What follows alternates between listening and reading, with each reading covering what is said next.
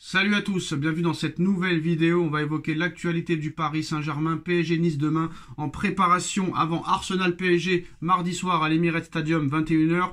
Luis Enrique s'est arrêté en conférence de presse pour nous parler de ce match contre Arsenal et contre Nice. Bien sûr, c'est le match contre Arsenal qui intéresse tout le monde. On veut offrir à nos supporters l'opportunité de faire l'histoire. La pression qui est autour de nous est importante. Elle montre qu'on a bien géré la saison. Comme nous sommes ambitieux, c'est important pour notre confiance d'arriver à ce genre de match en se donnant à 100%. En ce qui concerne les entraînements, il n'y a pas meilleur entraînement qu'un match pour prouver qu'on sait résoudre les situations en attaque et en défense. Peu importe le niveau de l'adversaire, on peut toujours tirer profit de certaines situations.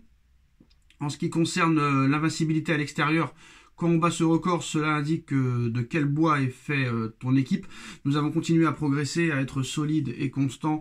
On doit être fier de cela. Ça doit être une motivation pour continuer à être aussi compétitif que possible. La fin de saison arrive et tous les objectifs sont encore présents et ils sont proches.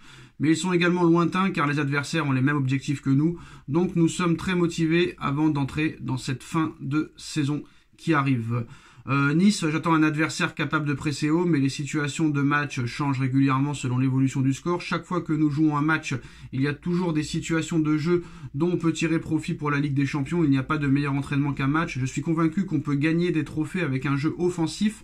C'est ce que j'ai toujours ressenti. Ce n'est pas le bon moment de calculer. En ce qui concerne le travail défensif, l'évolution de l'équipe, il y a une très grande croissance de l'équipe qui était très jeune l'an dernier. Cette année, nous arrivons avec une plus grande assise, plus d'aplomb. Je ne travaillerai pas les coups de pied arrêtés, je ne travaillerai pas le travail défensif. On continuera à jouer comme on joue depuis le début de saison. Ça nous a plutôt bien réussi, vu qu'on est en demi-finale de Ligue des Champions, qu'on a battu ce record à l'extérieur, qu'on est invaincu en Ligue 1 et qu'on est en finale de Coupe de France. Voilà, je connais Arsenal, on les a joués cette saison, je les connais parfaitement. Donc on continuera à jouer comme on sait jouer depuis le début. Vitinha est l'un des meilleurs joueurs à son poste, sans aucun doute. Je ne vois pas meilleur milieu de terrain que lui. Je peux me tromper, mais je me trompe assez peu souvent. Qu'est-ce que tu penses de la conférence de presse de Luis Enrique à propos du travail défensif qu'il ne travaillera pas, des coups de pied arrêtés qu'il ne travaillera pas, que Vitinha est le meilleur milieu de terrain du monde et qu'il n'y a personne au-dessus de lui? Qu'est-ce que tu penses de tout ça, Nono? Et attention aussi, je n'ai pas prévu de travailler les coups de pied arrêtés car je connais Arsenal depuis très longtemps. Nous les avons déjà affrontés cette saison. Les qualités et les défauts qui nous ont menés jusqu'ici sont les mêmes. Nous voulons gagner tous les trophées en jouant comme nous jouons, en défendant comme nous le faisons. Il n'y a aucune équipe du monde parfaite et nous ne le serons pas non plus. Ah bah c'est du Lucho tout craché, hein. Il a sa méthode et il n'en démordra pas, c'est sa méthode, je travaille comme ça, je fais des résultats, vous le voyez, donc il n'y a aucune raison de changer. Quant à Vitinha, effectivement, c'est un très très grand milieu de terrain, mais je vais quand même lui dire à Lucho, t'as un monsieur qui s'appelle Pedri à Barcelone, qui nous a encore montré des choses il n'y a pas si longtemps, dont un contrôle que même moi qui suis un adorateur de Messi, j'ai pas souvenir d'avoir vu un geste comme ça. Donc je lui dis, Lucho, tu t'emballes un petit peu. Mais bon, c'est bien, c'est une bonne déclaration pour Vitinha et ça le met à l'honneur, hein. Et ça peut lui faire que du bien, il n'y a pas de problème. Ça peut aussi lui mettre une pression parce que s'il se foire contre Arsenal, là il va être attendu au tournant, le gars. Ah bah là, il sera attendu au tournant et là il aura droit en conférence de presse, hein. Alors en ce qui concerne les informations mercato, Nono, le Paris Saint-Germain veut Manu Koné et il suscite l'intérêt du PSG selon le Corriere della Sera et le Corriere dello Sport, les deux médias les plus importants et sérieux en Italie. L'AS Roma valorise le joueur à 40 millions d'euros. Pour rappel, Campos était dans les travées du stade olympique de Rome la semaine dernière. Manu Koné est une piste de longue date, surtout depuis l'arrivée d'Enrique, international français qui commence à être titulaire sous Deschamps. Est-ce que Manu Koné serait une bonne recrue pour le PSG? Est-ce que c'est mieux Manu Koné ou Sandro Tonali? Ah ben moi au niveau ballon, je préfère Sandro Tonali, il n'y a pas photo. Mais Koné, ça serait une belle pioche aussi, hein. International, gros potentiel, ça serait une bonne pioche, gros physique qu'on n'a pas. Mais au niveau football pur, je pense que ça ressemble plus à Tonali par rapport à la philosophie de Enrique, hein. Après les deux c'est possible parce qu'il a dit qu'à partir de la saison prochaine tous les postes devront être doublés. C'est pas le cas du milieu de terrain. Paris a seulement 4 milieux de métier vraiment défensifs. Donc peut-être que Koné et Tonali, les deux pourraient arriver, hein. Ah bah c'est possible aussi, hein. Tout est possible à Paris, tu le sais. Bon, là, il veut installer une concurrence incroyable. Et bon, ben là, je l'attends au tournant aussi, hein. Je vais voir comment il va gérer un gros effectif comme ça. Comment il va gérer l'ego de l'effectif, parce qu'il y a des joueurs qui seront tous évidemment pas contents. Donc je l'attends au tournant à Lucho quand même. Hein. Alors The Athletic s'intéresse au Paris Saint-Germain et au Real Madrid aujourd'hui. Du côté du PSG, on annonce que Paris écoutera les offres pour Warren Zaïre-Emery, qui est pas très bon en ce moment, même depuis plusieurs mois.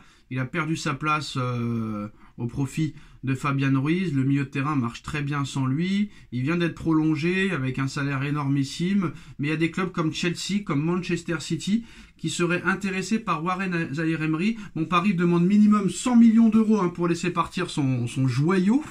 Est-ce qu'un départ de Warren Zaïre-Emery est possible, Nono, quand tu entends des noms comme Tonali et Manu Koné, qui lui feront encore plus d'ombre qu'à l'heure actuelle? Ah bah si t'as un Tonali ou un Koné qui arrive, bon bah là tu dis, tu réfléchis et l'entourage doit bouger. Là tu te dis, allez, faut que je change de club. C'est même lui de lui-même qui doit dire je veux partir, parce que là déjà il est en difficulté. Bon moi je pense qu'il y a un problème. Je pense que la direction de Paris a eu tellement peur. On a fait tellement des éloges sur Zaïre-Emery et la direction a eu tellement peur qu'ils aillent voir ailleurs. Donc voilà, ils ont mis un salaire inimaginable que seuls des clubs anglais pourront mettre et encore. Mais moi je vois un problème, Zaïre-Emery. On n'est peut-être pas au courant de tout, mais comme tu as dit tout à l'heure, il joue pas contre Nantes, bizarre. Si, il a joué contre Nantes. Il a joué contre Nantes. Oui, mais là il l'a mis arrière droit. Là, contre Nice, on ne sait pas s'il va jouer. Ah non, il jouera pas demain. Eh ben, il y a un problème, Zaïre-Emery, il n'y a pas de souci. Pourquoi il jouerait demain alors que tu prépares la demi-finale et tu sais qu'il jouera pas en demi-finale? Donc ça n'a aucun intérêt. En tout cas, ce qui concerne le Real Madrid, Nono, l'entourage de Vinicius a démenti le fait que le Brésilien allait bientôt prolonger avec le Real Madrid. Au sein du Real Madrid, si Vini venait à partir, Erling Haaland serait alors visé en priorité. Et si jamais ça venait à pas se faire, des pistes comme Ousmane Dembélé seraient aussi visées. Il y a plusieurs clubs aussi qui s'intéressent à Ousmane Dembélé, Nono, comme Liverpool, Manchester United, Manchester City. Donc est-ce que Dembélé pourrait quitter le PSG cet été? Et est-ce que Vinicius pourrait aussi quitter le Real, sachant qu'il a démenti une prolongation et qu'il est en fin de contrat dans 2 ans? Ah bah si la prolongation a été démentie, c'est qu'il y a un problème Vinicius. Je crois me souvenir qu'il voulait être le plus gros salaire, même au-dessus de Mbappé. Pérez n'a pas dû lui donner, à mon avis. Donc le feuilleton Vinicius, on y a droit pendant 3-4 mois là. Après Dembouz, j'y crois pas du tout, il partira pas. Et Haaland, faut oublier, Pérez, il mettra jamais 200-250 millions pour le faire venir. Non, attention, hein, c'est pas 250. Je crois qu'il y a une clause tous les étés, il y a une clause dans le contrat d'Haaland qui lui permet de partir tous les mois de juillet de tous les ans de son contrat à 150 millions d'euros. Mais quoi qu'il arrive, le salaire d'Haaland à City est énormissime vu qu'il touche 52 millions d'euros par saison, Nono. À peu près 2 millions d'euros par semaine, je crois qu'il touche. C'est incroyable. Contrat jusqu'en 2034, donc encore 9 ans. Donc ça m'étonnerait que le Real Madrid lui donne le même salaire. Et en plus de ça, le coût du transfert, même s'ils vendent Vinicius 200 millions d'euros, ça paraît quand même compliqué.